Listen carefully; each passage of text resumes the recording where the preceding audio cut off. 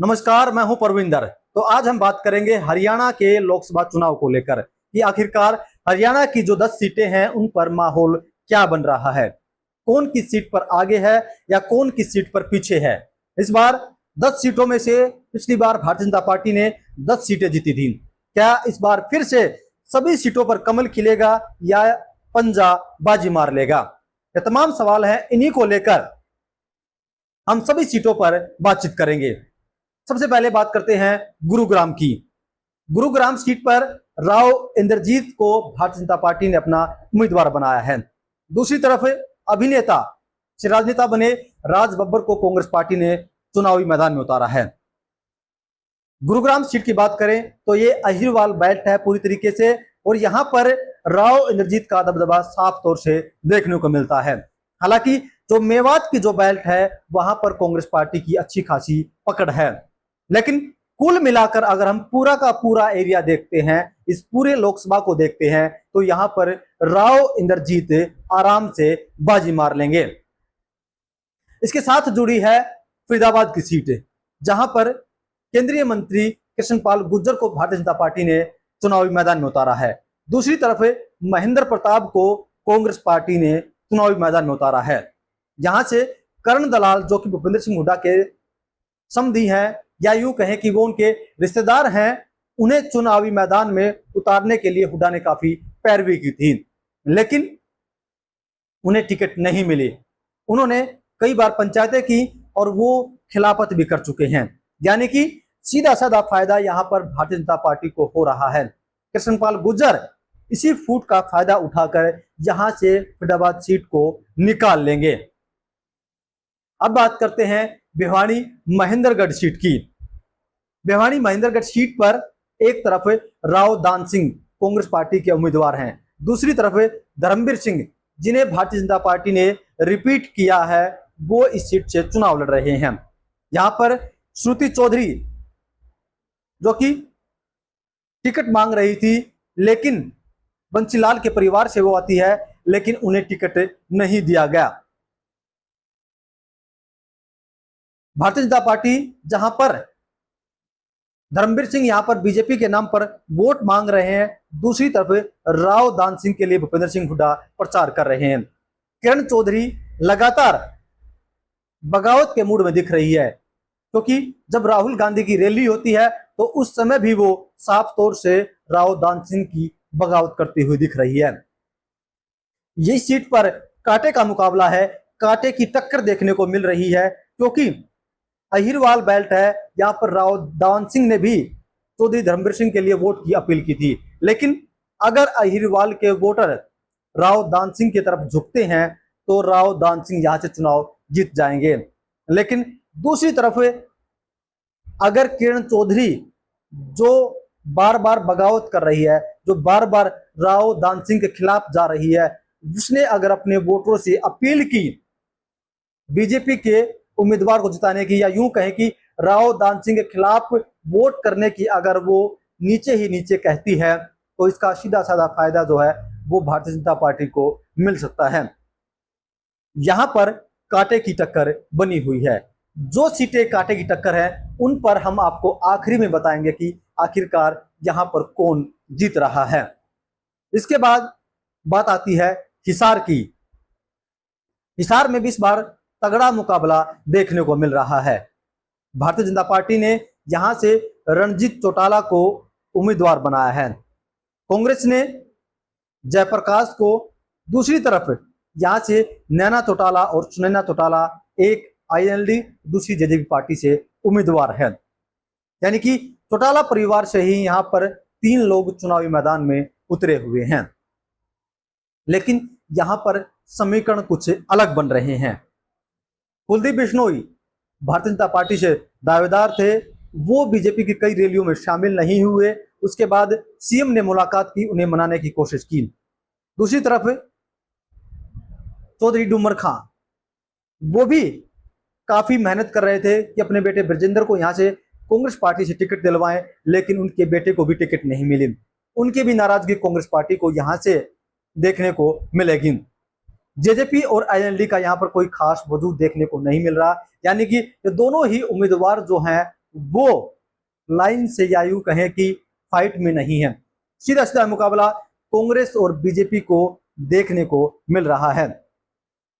ऐसे में लग ये रहा है कि अगर कांग्रेस पार्टी और बीजेपी में मुकाबला है तो ऐसे में हो सकता है कि यहां पर टफ फाइट हो।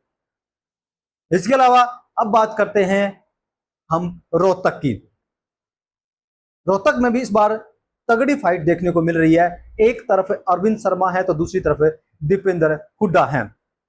पिछली बार अरविंद शर्मा ने दीपेंद्र हुड्डा को हराया था, तो इस बार कांग्रेस पार्टी ने यहां पर अपनी पूरी ताकत झोंक दी। इस सीट पर भी काफी कड़ा मुकाबला देखने को मिल रहा है। बात करें सोनीपत की, तो सोनीपत से मोहनलाल बड़ोली जो कि राई से भारतीय जनता पार्टी के विधायक हैं, उन्हें यहां से टिकट दिया गया, मोहनलाल बड़ोली को। दूसरी तरफ कांग्रेस पार्टी ने यहां से सतपाल ब्रह्मचारी को टिकट दिया, जिन पर बाहरी होने का टैग लग रहा है। मोहनलाल बड़ोली काफी तगड़े उम्मीदवार यहां पर नजर आए। हालांकि चेहरे दोनों के दोनों ब्राह्मण चेहरे हैं, लेकिन उम्मीदवार दोनों एक समान नहीं हैं। मोहनलाल बड़ोली लगातार इलाके में काम कर रहे थे, लेकिन सतपाल ब्रह्मचारी को एकाएक टिकट देकर चुनावी मैदान में उतारा गया। वो हालांकि चुनाव को पूरी तरीके से उठा नहीं पाए। चलिए अब बात करते हैं करनाल की। करनाल की सीट की जब कांग्रेस पार्टी ने टिकट दी तो उस वक्त से काफी चर्चा हो रही है, क्योंकि 2 बार के सीएम मनोहर लाल वहां से चुनावी मैदान में उतरे हुए हैं। दूसरी तरफ दिव्यांशु बुधिराजा को कांग्रेस पार्टी ने टिकट दिया है, जो कि काफी हल्के और कमजोर कैंडिडेट लग रहे हैं। पिछली बार भारतीय जनता पार्टी ने बड़े मार्जिन से यहां पर चुनाव में जीत दर्ज की थी।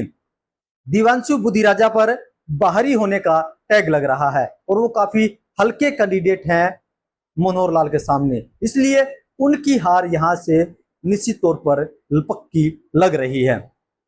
अगर हम करनाल से आगे बढ़ते हैं तो कुरुक्षेत्र आता है। कुरुक्षेत्र में बात करें, भारतीय जनता पार्टी ने नवीन जिंदल, जो कि कांग्रेस पार्टी से पहले सांसद हुआ करते थे, कोयला घोटाले के उन पर आरोप लगे थे, उन्हें चुनावी मैदान में उतारा है। लेकिन हमें यह नहीं भूलना चाहिए कि वहां पर सीएम नायब सैनी वहीं से एमपी हैं। हरियाणा में आम आदमी पार्टी का और कांग्रेस पार्टी का गठबंधन है, इसलिए यह सीट आम आदमी पार्टी के खाते में गई और सुशील गुप्ता को यहां से उम्मीदवार बनाया गया। सुशील गुप्ता इस बार काफी कड़ी फाइट जो है वो नवीन जिंदल को दे रहे हैं। राजकुमार सैनी वो भी लगातार सुशील गुप्ता के लिए वोट की अपील कर रहे हैं।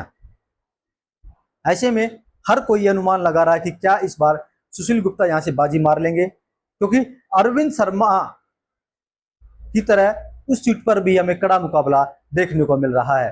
अरविंद केजरीवाल जेल से बाहर आते ही उन्होंने वहीं पर रोड शो भी किया और माहौल बनाने की कोशिश की कि एक सीट उन्हें जो हरियाणा में मिली है वहां से वो जीत हासिल करें। कुरुक्षेत्र से आगे बढ़ते हैं तो हम पहुंचते हैं अंबाला। अंबाला की हम बात करें तो यहां पर बंतो कटारिया को भारतीय जनता पार्टी ने टिकट दिया है। दूसरी तरफ वरुण मुलाना को कांग्रेस पार्टी ने टिकट दिया है। तो यहां पर भी जो शैलजा गुट है या सुरजेवाला जो गुट है वो किसी दूसरे को टिकट देना चाहता था, लेकिन हुड्डा ने अपने खासम खास को यहां से टिकट दिलवाया और कुमारी शैलजा का भी यहां पर काफी प्रभाव माना जाता है।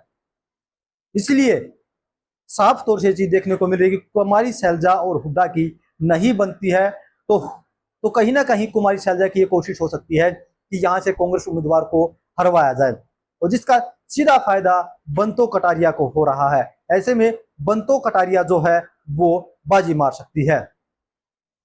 अब बात करते हैं हम सिरसा की।